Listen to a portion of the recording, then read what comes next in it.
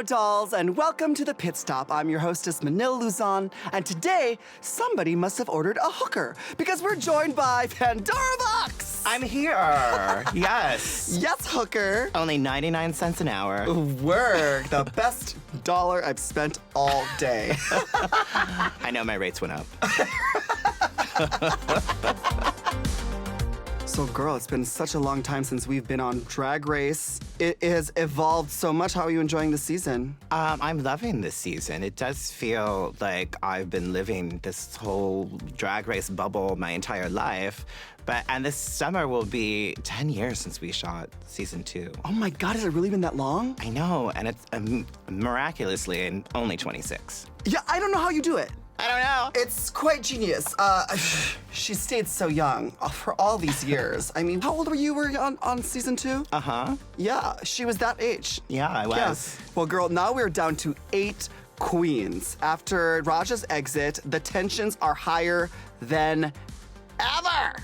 Evie is really getting into it with almost everybody. She's getting into it with Miss Vanjie, she's getting into it with Silky, she's unloaded, and everyone's just unloading on Evie right now. What do you think about that? Well, I think that Evie, it seems to be very honest and open, but she also is very deadpan, which can come across like a see you next Tuesday. I think that's what I'm getting. Like, she's just very like, I'm gonna tell you how it is, and I talk very monotone and like this, and everybody else is up here, so they're getting kind of pissed at her.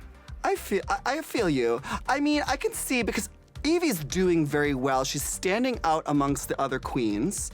So I can see where, maybe her honesty is not as welcome as she might think it would be, right? Yes. I don't know if anyone really wants you to be that honest with them on Drag Race. And actually, it's kind of surprising that somebody is, because I definitely told a couple people, yeah, girl, that looks great, when it did not look good. Girl, because that's your competition, if you want to like do well, you just let the girl walk out there looking like a hot mess. I know my sisters did that to me every freaking week. Okay, let's move on to the mini challenge. The girls, again, have only 20 minutes to get up and drag, so everyone's gonna look crazy. And they have to put together their own self-help, inspirational book with an inspirational message, and they want it to be overflowing with gorgeous photographs. So what would your book and inspirational message be if you were to do this mini challenge? I think mine would be called Drink, Drank, Drunk. How to forget about your problems until the morning.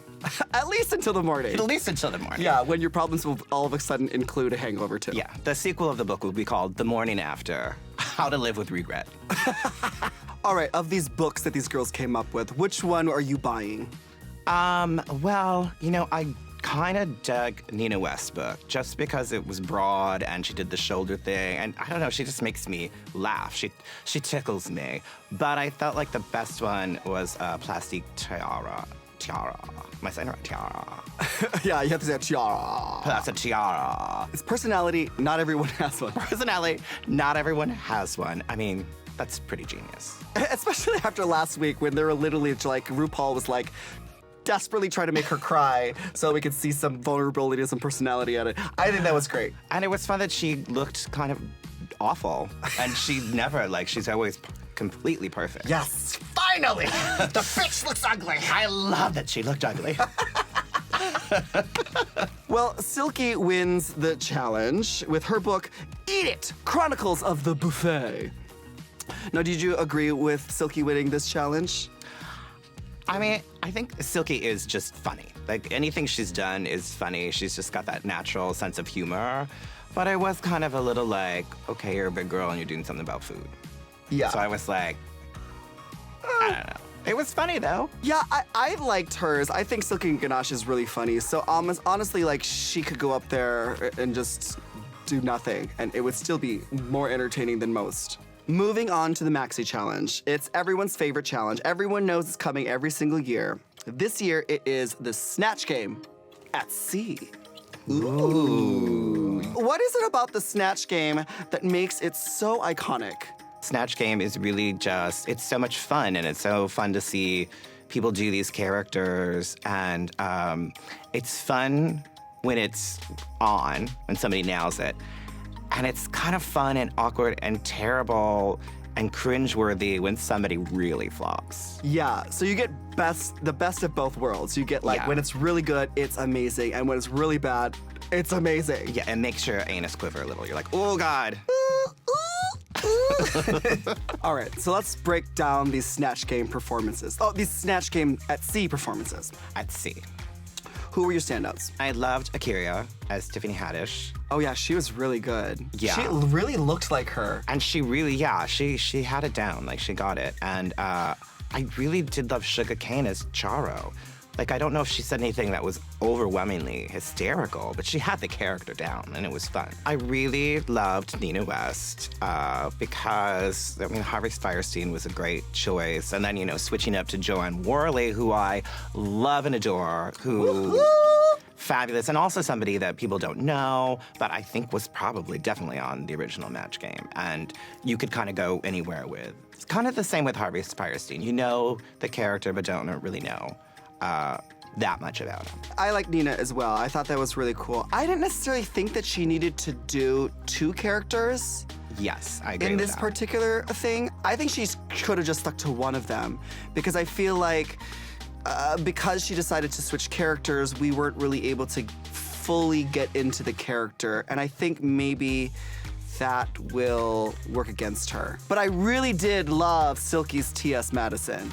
It was brilliant. I mean, she really nailed the character, and it was having fun with it. Like, it was like you could tell she had some things that were planned, but it was just like she interacted well with Plastic Tiara, and they just, I don't know, there was a good reaction. Her reaction shots of other people were great. She was really in that character. Yeah. All right, well, not everyone did a great job. 100% accurate. Who wasn't really encapsulating their character? Well, there were a few that I really had to cover my face and close my eyes because it was so painful, and just felt bad for them and embarrassed for them. I mean, Evie's Whoopi, she looked the part. I was kind of like, okay, I get it. I can see the Whoopi, but that's it. I mean, it was just, flat isn't even the word for it. Like, what's negative of flat?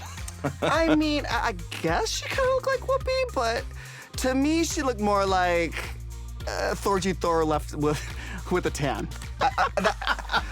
She was giving me more Thorgy Thor than she was giving me Whoopi Goldberg. I can see that. I guess I was trying to find one nice thing to say about her performance. One ray of hope there or something, but yeah, it was terrible. I know, that was very disappointing. Some of the girls that I expected to be good at this, I was really disappointed in. Like Brooklyn Heights. Like, what was that Celine Dion? Oh my God, I don't know.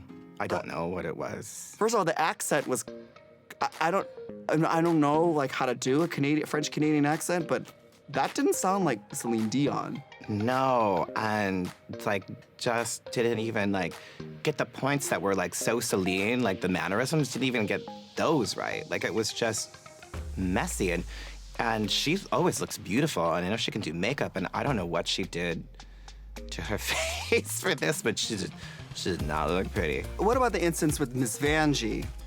Ru and Jinx Monsoon came in the workroom beforehand. Every single time. It happens every single time. Somebody does that, and then they go in, and they suck.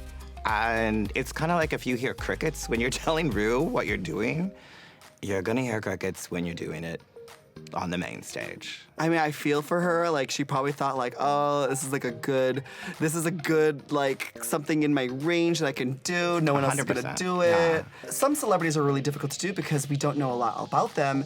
And besides the catchphrase, "Catch me outside," I don't really know what else you could do with her.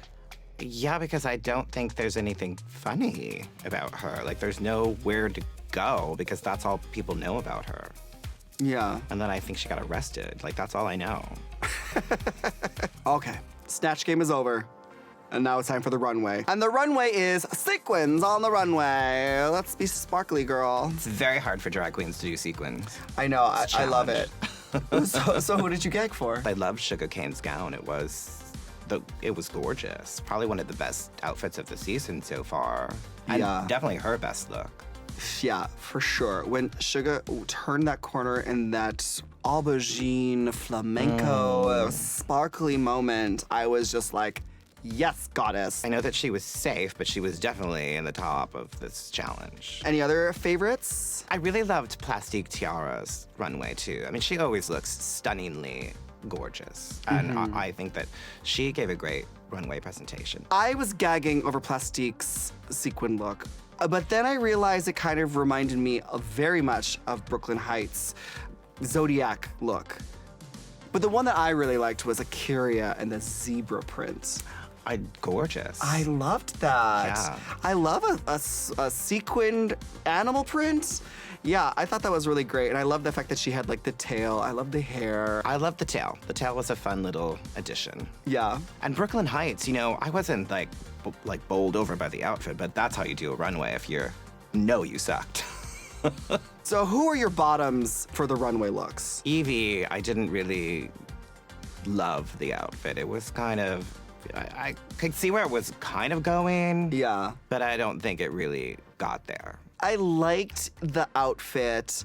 I didn't really like her body shape just because it was like a jumpsuit, as I'm wearing a jumpsuit. Like, I didn't think that she had enough like curves, and then she had her ass out, and Well, there was a lot going on that were different parts of different outfits all coming together in one fusion of polyester and sequin. And then there was Nina West, who I don't know how I feel about that outfit. Like, I was like, I love her because she's campy and fun and ridiculous, but then I was like, I'm not sure what's happening here. I love the jacket. I love the tricorn hat. I really liked the look of it. I don't know what the flag was on the front, though. I mean, yeah. Was she a pirate too? Like part pirate, part something? I feel like it was sparkly George Washington crossing the Delaware. She always looks like she's having the time of her life on the runway, and I love that. And I love that she brings like a goofy campiness always, and has a great time doing it. It's really hard for me to choose a bottom just on the runway looks alone. I mean, yeah, Evie didn't really do it for me. Silky wasn't my favorite, but I still love it. And same with Nina. But it's not my favorite, but I still love it. Yeah. Well, judging time, the judges decide that Silky wins. What do you think? Do you agree with the judges? Yeah, I mean, I think that she gave a solid runway. She was definitely great in Snatch Game. Well, that leaves Brooklyn Heights and Evie Oddly in the bottom. Did that surprise you? Yeah, a little bit. I thought it would be Vanjie and Brooklyn because there'd been that romance bubbling. Right. So I thought they'd put those two in the bottom. I think that Vanjie could have very well been in the bottom, but I think that the judges were still entertained, and I think Vanjie still was making people laugh, that her Snatch Game was actually more successful and more entertaining than Brooklyn's anyway. It's true because the guest judges thought she was funny because they hadn't been around. So she still was funny, just wasn't really nailing a character for Snatch Game. So now it's time for them to lip sync for their lives. This is the most epic lip sync to date on this season. What did you think of this Brooklyn Heights versus Evie Oddly? Yeah, I mean, definitely. They definitely both show that they were there to stay. They did not want to go anywhere, and they gave it their all. Like, it was really exciting and fun to watch, and what a lip sync for your life should be. Like, you want to feel that fire, like, oh, yes, you are actually lip syncing for your life. I loved it. Live. I thought it was great because I got two different personalities, two completely different performances. I loved both of them. So it was very difficult. I didn't know who was going to beat the other one. Now RuPaul decides to keep both of them, but could you have chosen a person? If you had to choose, would you have been able to choose a winner? Well, if I was RuPaul, I'd have more money, one. And two, no, I would have kept them both. Like, as I was watching it, I just said, oh, they're both staying. They're both staying. Like, because I feel like that's the best decision. They both did a great job. It's gonna make really good TV. It's gonna light a fire under everybody's ass to kind of go, okay, now we're really in this competition. Like, there's only 8 more. Oh God, it's gonna be so good. I can't wait to see what the fallout from this episode's gonna be. Ooh, it's gonna be delicious.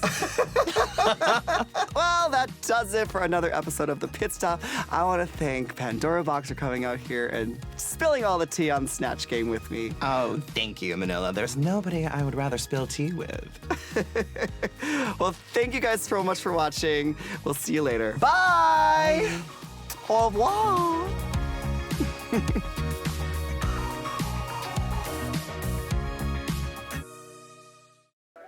Hey, squirrel friend.